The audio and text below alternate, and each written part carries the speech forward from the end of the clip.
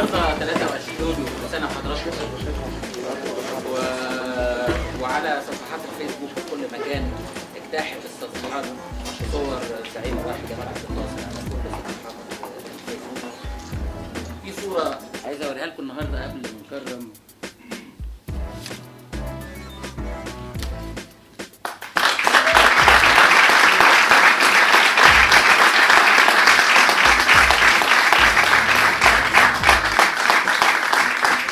هي هتحكيها بنفسها.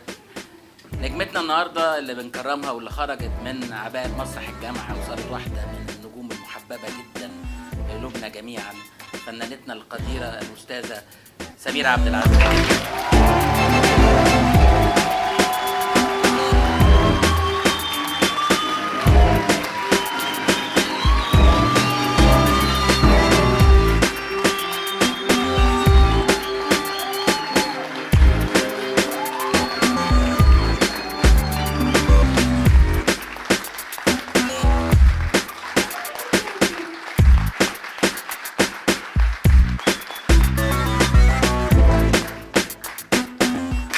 لما شاف الصورة دي حطها في جيبه وبقى يوريها لكل الناس وقال لي مثلي زي ما انت عايزة.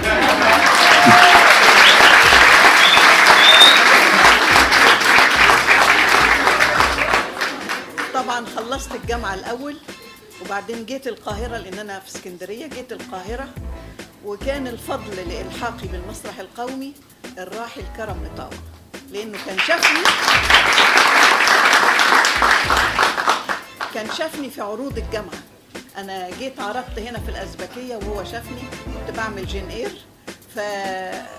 فحطني في دماغه إن دي ممثلة ممكن يستعين بيها. لما جه يعمل وطني عكا وكان الدور عايز واحدة صغيرة، فراح جايبني وحرجت كثيرا لأن أنا كأني جاي من بره، فقال لي لا أنت مش هتيجي من بره، وراح نقلني من اسكندرية جابني المسرح القومي وبقيت عضو المسرح القومي ومثلت المسرحية واستمريت في احتراف الفن، والفضل كله يرجع لمسرح الجامعة.